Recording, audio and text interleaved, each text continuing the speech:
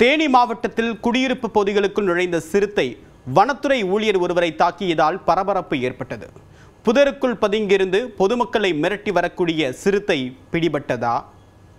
தமிழ்நாடு வனத்துறையின் சார்பாக ஒரு முக்கிய அறிவிப்பு. இப்பகுதியில் சிறுத்தை நடமாட்டம் உள்ளதால் அனைவரும் அவரவர் குடியிருப்பில் பத்திரமாக இருக்குமாறு அன்புடன் கேட்டுக்கொள்கிறோம். முக்கியமாக சிறுவர்கள் வெளியே வர வேண்டாம் என்று தமிழ்நாடு வனத்துறையின் சார்பாக கேட்டுக்கொள்கிறோம்.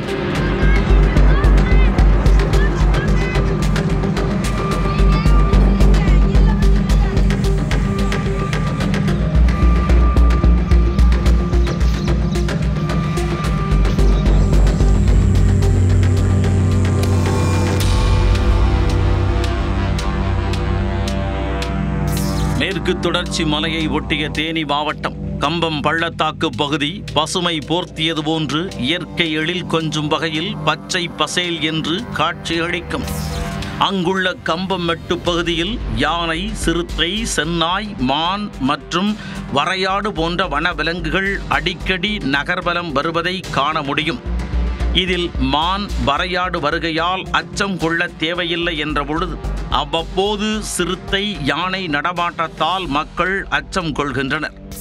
அண்மையில் ஊருக்குள் புகுந்த யானை ஒன்று அட்டகாசம் செய்த நிலையில் தற்போது சிறுத்தை ஒன்று புகுந்து மக்களை பீதியடைய வைத்துள்ளது.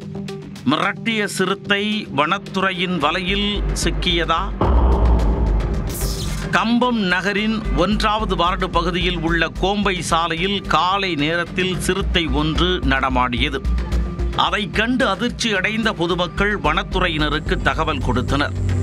உடனடியாக வாகனத்தில் பறந்து வந்த வனத்துறையினர் சிறுத்தையின் நடமாட்டத்தை கண்காணித்து பிடிப்பதற்கு ஆயத்தமாகினர்.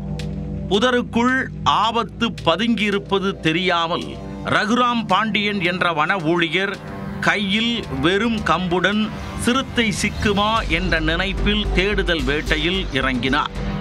அப்போது சினம் கொண்ட சிறுத்தை திடீரென அவர் மீது பாய்ந்து தாக்கியதில் காயமடைந்தார்.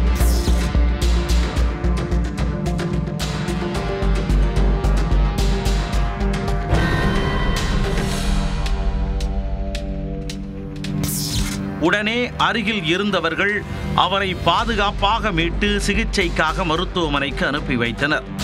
இதையடுத்து அந்த சிறுத்தை அருகில் உள்ள புதருக்குள் ஓடி மறைந்து கொண்டது.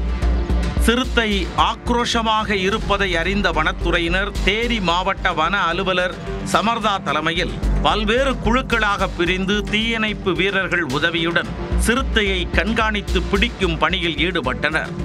பின்னர் வன மருத்துவர் காமேஷ் கண்ணன் தலைமையிலான குழுவினர் வரவழைக்கப்பட்டு சிறுத்தையை மயக்க ஊசி செலுத்தி பிடிக்க முடிவு செய்தனர்.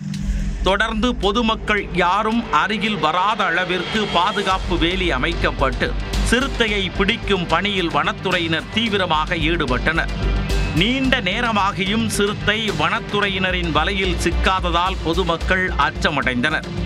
இருந்தபோதும் சிறுத்தையை பிடித்து மேகமலை புலிகள் காப்பகம் பகுதியில் விடுவதற்கு வனத்துறையினர் போராடி வருகின்றனர்.